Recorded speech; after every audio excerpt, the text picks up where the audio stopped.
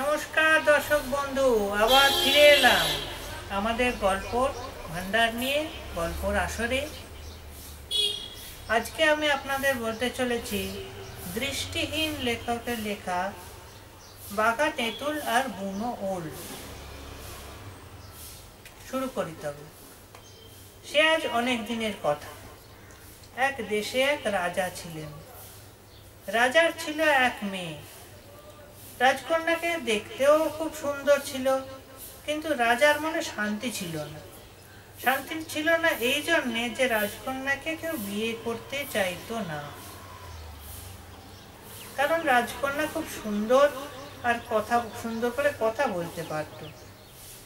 মিথ্যে কথাগুলো সে এমন ভাবে সাজিয়ে বলতে পারত যেন ঠিক মনে হতো তা সত্যি। গাঁজাখুরি হলেও তা বিশ্বাস করতে ইচ্ছে হতো। সেই জন্যে সব ছেলেই বলতো, ও মেয়ের সঙ্গে কে পারবে? ওকে বিয়ে করলে সারা জীবন মিথ্যের পেছনেই ছুটতে হবে। কোন সময় যে কি বলে, বাপরে।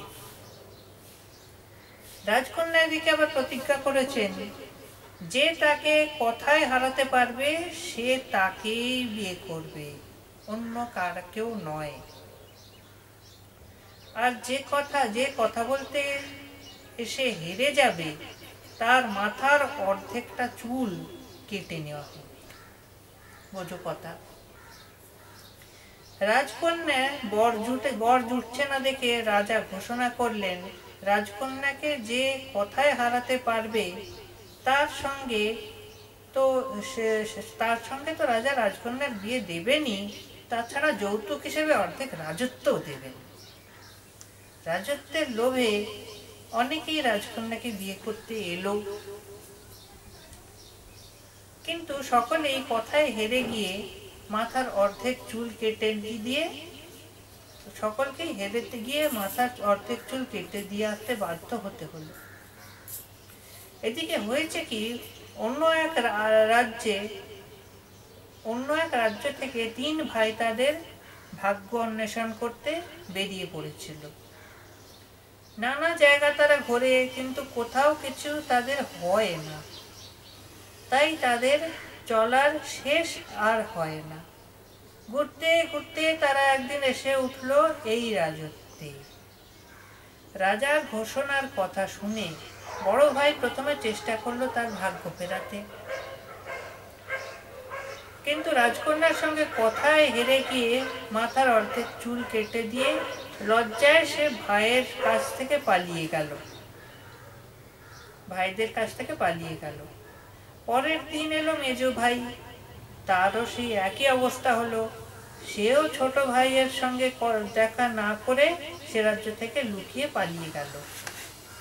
পরের দিন ঘুম থেকে উঠে কারো কেউ না দেখতে পেয়ে ছোট ভাইয়ের বড় ভয় করতে লাগলো। কিন্তু বিদেশ বিভূই জায়গা, ভয় করলে চলবে কেন? তাই সে বেরিয়ে পড়লো রাস্তায় বেরিয়েই সে রাজার ঘোষণার কথা শুনল। আরো শুনলো 2জন বিদেশি লোক এসেছিল রাজকন্যার সঙ্গে কথা বলতে। তারা কথায় হেরে গিয়ে মাথার সামনের চুল হারিয়ে পালিয়ে গেছে অন্য রাজ্যে। লোক দুটোর বর্ণনা শুনে সে বুঝতে পারলো এ 2জন আর কেউ নয়, তারই দাদাদের কথা জানতে পেরে সে ঠিক করলো রাজকন্যার সঙ্গে দেখা করবে। শুধু দেখা নয়, তারও একবার ইচ্ছে হলো রাজকন্যার সঙ্গে কথা বলতে। কেমন কথা সে বলে, যার জন্য তার দাদারা খানিকটা চুল হারিয়ে পালিয়ে যেতে বাধ্য হয়েছে। সেই রকমের নানা ধরনের 7-5 ভাবতে ভাবতে সে যেতে শুরু করলো রাজবাড়ির দিকে। রাজকন্যাও সকলের সঙ্গে বেরিয়েছেন রাজপুরী থেকে। সামনেই তাদের বিরাট ধানের ক্ষেত। শরৎকাল, ধানও ফলেছে প্রচুর। সমস্ত মাঠটা কাঁচা সোনার রঙের ভরে গেছে। রাজকন্যা সেই দিকে চেয়েছিল। হঠাৎ পেছন থেকে ভিন দেশের সেই ছেলেটি এসে তাকে নমস্কার করল। রাজকন্যা প্রশ্ন করলে, কি চাও? ছেলেটি জবাব দিলে, আমার দাদাদের আপনি কথায় হারিয়ে দিয়েছেন। তারা সব লজ্জায় এ রাজ্য ছেড়ে পালিয়ে গেছে। এখন আমি এসেছি আপনার সঙ্গে কথা বলতে। রাজকন্যা হেসে বলে, তোমার দাদারাই পারলো না আর তুমি এসেছো? তুমি কি পারবে? ছেলেটি সবিনয় বলে, দেখি ভাগ্যে কি আছে। মেয়েটি বলে, না পারলে কিন্তু মাথার অর্ধেকটা চুল কেটে নেব। ছেলেটি বলে, জানি সে কথা। এইবার রাজকন্যা বলে, বেশ, আমাদের কথা শুরু হোক। ছেলেটি বলে, বেশ, তাই হোক। রাজকন্যা শুরু করে, দেখো আমাদের এই এত বড় ক্ষেত, এর একদিকে একজন বসে যদি মস্ত বড় বাঁশি নিয়ে বাজায়, আর অপর দিকে আরেকজন যদি ঠিক সেই রকম বাঁশি নিয়ে বাজায়, তাহলে কেউ কারুর বাঁশির আওয়াজ শুনতে পাবে না। ছেলেটি বলল, আমাদের ক্ষেত তো এর ওর চেয়েও বড়। একটা সদ্য গাভীন গরুকে যদি ক্ষেতের একদিক থেকে ছেড়ে দাও, তাহলে ওপারে যেতে যেতে তার তো বাচ্চা হয়ে যাবেই, আবার বাচ্চাটাও পৌঁছতে পৌঁছতে বড় হয়ে যাবে। রাজকন্যা বোঝে যে এ সহজ ছেলে নয়, কথাতে একে হারানো বেশ শক্ত। মনে মনে তাই সে বেশ বিরক্ত হলো, কিন্তু করবার কিছু উপায় নেই। কথা যখন আরম্ভ হয়েছে, তখন তা চালিয়ে যেতেই হবে।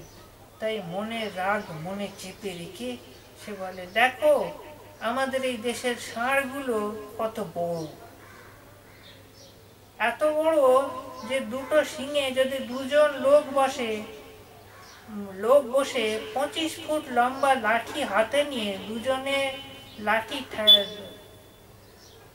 আমি একবার পড়ছি, এত বড় যে এর দুটো শিঙে যদি দুজন লোক বসে 25 ফুট লম্বা লাঠি হাতে নিয়ে দুজনের লাঠি ঠোকাঠুকি করবার চেষ্টা করে, তাহলে দুটো লাঠি মুখোমুখি ঠেকবে না। ছেলেটি ভ্রু কুঁচকে অমনি বলে ওঠে, হ্যাঁ, ও তো ভারী কথা। আমাদের দেশে ষাঁড়ের দুটো শিঙের ওপর দুজন বসে যদি ঢাক বাজায়, তাহলে এ শিঙের লোক ও শিঙের ঢাকের আওয়াজ শুনতে পাবে না। রাজকন্যা ভাবলে একে এভাবে কথায় হারানো শক্ত, তাই সে নতুন পথ ধরল। বললে, দেখো আমাদের দেশের গরুগুলো কত দুধ দেয়। দুধ অমনি বাটি করে দুধ আমরা বাটি করে নিয়ে যেতে পারি না। আমাদের ভিস্তি দেখে তার চামড়ার থলেতে ভরে নিয়ে যেতে হয়, আর তাতে কত না ছানা হয়। এ রাজ্যের লোক সেই ছানা খেয়ে শেষ করতে পারে না। আর ভাত ডাল তো আমরা খাই না বললেই চলে। ছেলেটি নাক থেকে বললে, ও তো ভারী। আমাদের দেশের গরুগুলো এত দুধ দেয় যে লোকে তা খেয়ে শেষ করতেই পারে না। আমরা তা থেকে যা ছানা তৈরি হয়, সে একটা পাহাড় বললেও হয়। এই তো সেদিন আমি যাচ্ছিলাম আমার ঘোড়াটাকে নিয়ে, সামনে দেখি এক মস্ত বড় সাদা পাহাড়। ঘোড়াটাকে নিয়ে যেই ওপরে উঠতে যাব, সঙ্গে সঙ্গে দেখি ঘোড়ার পা বসে যাচ্ছে। ব্যাস, তাড়াতাড়ি ঘোড়া থেকে নেমে পড়লাম। নেমে দেখি যে সেটা আদৌ পাহাড় নয়, ছানা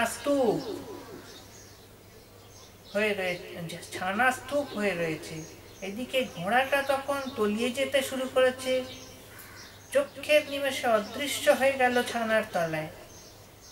লোকজন ডেকে কোদাল দিয়ে ছানা সরাতে আরম্ভ করলো। খুঁজতে খুঁজতে 3 দিন বাদে ঘোড়াটা খুঁজে পেলাম। ভাবলাম মরে গেছে, কিন্তু কাছে গিয়ে দেখি ঘোড়াটা ছানা খেয়ে তখনও বেঁচে আছে। আমাকে দেখে দারুণ জোরে পা ছুটতে লাগলো। আমিও সঙ্গে সঙ্গে একটা গাড়িতে তাকে জুতে দিলাম। ঝড়ের মতো গাড়ি ছুটতে লাগলো। হঠাৎ দুধের কাদায় পড়ে গিয়ে ঘোড়াটার পা হড়কে দিয়ে গেল। মাটিতে পড়তেই তার পিঠের ছিটদানাটা গেল ভেঙে, আর উঠতে পারে না। আমি অমনি করলাম কি, হাতের কাছে ছিল একটা গাছ, সেটা থেকে একটা ডাল ভেঙে দিয়ে ওর দাঁড়ার জায়গায় লাগিয়ে দিলাম। ঘোড়াটা অমনি মাটি থেকে উঠে ছুটতে আরম্ভ করলো। খানিক বাদে দেখি সেই ডালটা থেকে গাছ বেরোতে শুরু করেছে। গাছটা অমনি বেরিয়ে সাঁ করে আকাশের দিকে উঠতে লাগলো। আমিও গাছটাকে ধরে বসলুম, কোথায় যায় দেখবো বলে। গাছটা দেখি কিনা যেতে যেতে একেবারে গিয়ে ঠেকলো চাঁদেতে। কি চমৎকার ঠান্ডা দেশ! আমি অমনি গাছ থেকে নেমে পড়ে বেড়াতে লাগলাম। খানিকটা বাদে দেখি চাঁদের বুড়ি মনের আনন্দে বসে চরকা কাটছে। আমাকে দেখে বুড়ি বললে, তুই কে রে, কোথা থেকে এলি? আমি বললাম, ঠান্ডি, তোমাদের দেশে এসেছি। ঠান্ডি বলে, নাতি, তা যখন এলি কিছু খা। বললেই আমাকে ক্ষীর, সন্দেশ, রসগোল্লা খেতে দিলে। আমার সব টাটকা জিনিস খাওয়া অভ্যেস। চাঁদের বুড়ির খাবার যেই মুখে দিয়েছি মনে হলো বাসি।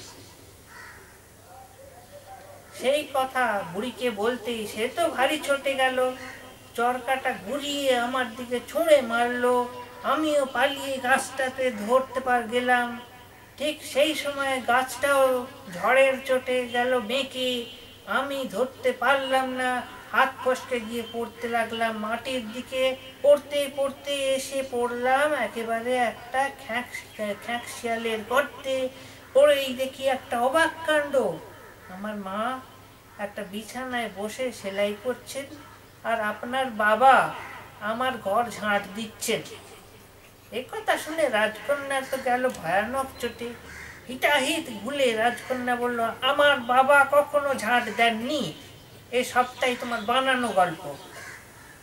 ছেলেটা এবার হাসতে হাসতে বললে, বানানো গল্প না হলে ষাঁড়ের শিঙের উপর দুটো লোক বসতে পারে না 25 ফুট লাঠি দিয়ে? রাজকন্যা মনে পড়ে, আরে সে তো কথা বলছিল, সেই ছেলেটার কথায় প্রতিবাদ করেছে, তাহলে তো তার হার হয়ে গেল। রাজার কানে ততক্ষণে রাজকন্যার হারের কথা চলে গেছে। রাজা কিন্তু খুশি হলেন ভারী, কারণ এতদিনে মেয়ের জন্যে তিনি যোগ্য পাত্র পেয়েছেন। তারপর পুরুত ডেকে রাজকন্যার সঙ্গে ধুমধামের সঙ্গে সেই ছেলেটির বিয়ে হয়ে গেল।